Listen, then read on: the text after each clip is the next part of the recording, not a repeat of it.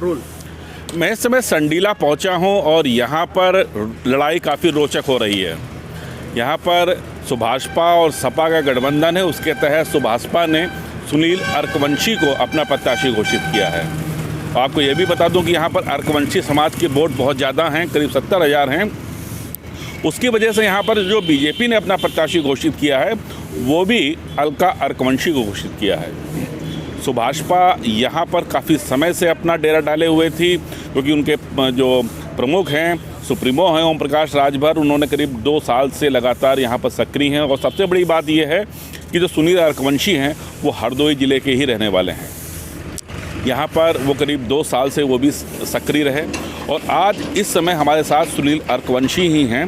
सुनील जी, पहला चुनाव है, क्या माहौल है? सभी को बहुत बहुत धन्यवाद, बहुत बहुत नमस्कार।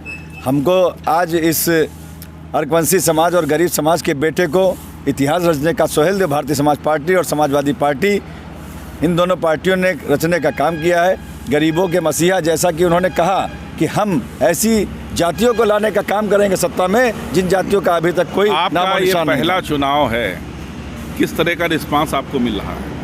मैं आपको बता रहा हूँ, ये चुनाव मैं आपको 100% जीत कर दिखाऊंगा और जीत कर दिखाने की क्षमता हमें इसलिए आ गई है क्योंकि भारतीय जनता पार्टी पूरी तरीके से घुटने टेक चुकी है। भारतीय जनता पार्टी के पास कुछ भी नहीं बचा है। आपकी लाल टोपी बिल्कुल सपा की निशानी बिल्कुल है कि सपा और आपका गठबंधन है, पीला आपका गमछा है।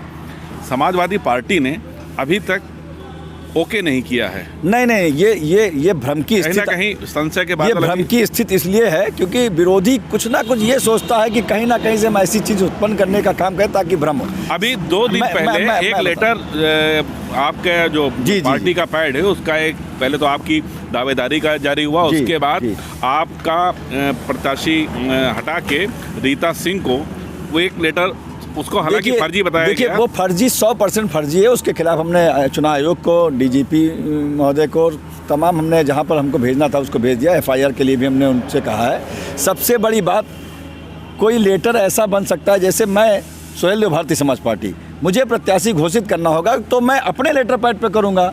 जो अगर रीता सिंह समाजवादी पार्टी से प्रत्याशी घोषित हो रही हैं तो वो मेरे लेटर पैड पे कैसे होगा? नंबर उसमें मेरी प्रत्याशी होने की घोषणा जो माननीय श्री राष्ट्रीय अध्यक्ष जी ने हमारे की थी तो वो हमको निरस्त करते ना कि निस्तारित करते। उसमें पढ़िए, शब्दों का खेल है, हमारी तारीख का खेल है। उसमें 23 तारीख लिखा, वो पूरी तरीके से फर्जी।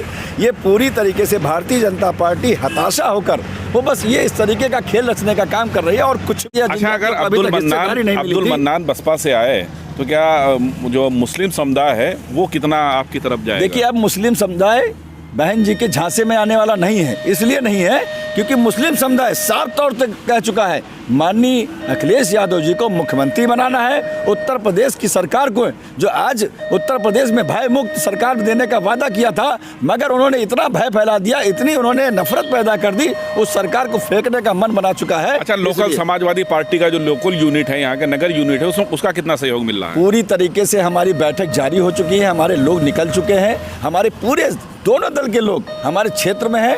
हमारे पूरे समाजवादी पार्टी के विधानसभा से लगा के नगर कमेटी, विधानसभा अध्यक्ष, हमारी सारी बैठकें जारी हैं। सभी लोग निकल चुके हैं फील्ड पर। आपके सुप्रीमो हैं ओपी राजभर, वो कितना सहयोग कर रहे हैं यहाँ पर? अरे सब कुछ तो वो है, मसीहा है हमारे। वो हम यहाँ नहीं लड़ रहे हैं, हमारी पार्टी पूरी लड़ रही है। हमारे माननीय राष्ट्रीय अध्यक्ष यहाँ लड़ रहे हैं। विधानसभा चुनाव में खर्चा बहुत होता है, खर्च की चिंता पार्टी नहीं है। हमारे पास खर्च की चिंता इसलिए नहीं है क्योंकि हमारे पास जो जनता है वो कहती, सुनील भैया चिंता मत करिए, हम आपके साथ हैं। आपकी गाड़ी में डीजल जो अगर पड़ेगा हम चंदा लगाकर भी डीजल देने का काम करें। जब चंदा दे सकता है हमें तो वोट की क्या बात है? हम लाखों की तादाद में जीत रहे हैं यहाँ पर। तो ये देखिए, सुनील अर्कवंशी थे, जो दावा था कि लाखों की तादाद में जीत रहे हैं। हालांकि ये सब दावे होते हैं, लेकिन जो जीत हार होती है वो यहाँ पर बड़ा रोचक चूँकि लड़ाई है, इसलिए ये तो कहना मुश्किल है कि अभी की कितने की होगी। लेकिन 23 तारीख को जनता इसका फैसला करेगी किस प्रत्याशी के साथ वो गई है।